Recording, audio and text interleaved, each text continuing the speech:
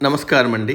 భగవద్గీతలో నేడు 11వ అధ్యాయము విశ్వరూప సందర్శన యోగమునందు 44వ శ్లోకము తాత్పర్యం వినిపిస్తున్నది మీ విజయభాస్కర్. తస్మాత్ ప్రణమ్య ప్రణిధాయ కాయం ప్రసాదయే త్వామహమీశమీడ్యం పితేవ పుత్రస్య సఖేవ సఖ్యుః ప్రియః ప్రియాయర్హసి దేవ సోఢుం.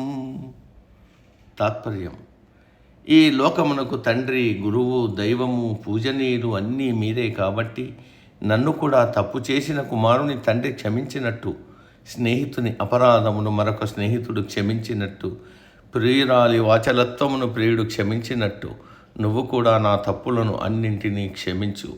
నీకు సాష్టాంగ నమస్కారం చేస్తున్నాను, నా తప్పులను మన్నించు. ప్రణిధాయకాయం అంటే నా శరీరాన్ని భూమి మీద పడవేసి నీకు నమస్కరిస్తున్నాను అంటే సాష్టాంగ నమస్కారం చేస్తున్నాను. సాష్టాంగ నమస్కారం పూర్తి శరణాగతికి గుర్తు.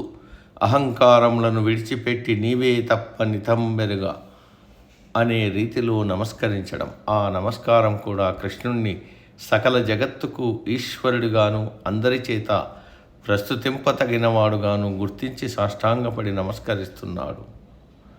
ఇప్పుడు అర్జునుడికి కృష్ణుడి మాటల మీద, బోధనల మీద పూర్తి నమ్మకం కలిగింది. అందుకే సాష్టాంగ నమస్కారం చేశాడు. సాష్టాంగ నమస్కారం అంటే శరీరంలో ఉండే 8 అంగములు భూమికి తగిలేటట్లు బోర్లా పడుకుని నమస్కరించడం. తల, గుండె, 2 చేతులు, 2 తొడలు, 2 పాదములు ఇవి భూమిని తాకుతూ నమస్కరించడం సాష్టాంగ నమస్కారం అని అంటారు. సమాప్తం. తదుపరి శ్లోకం రేపటి రోజు. సర్వే జన సుఖినో భవంతు. అందరూ బాగుండాలి, అందులో మనం ఉండాలి.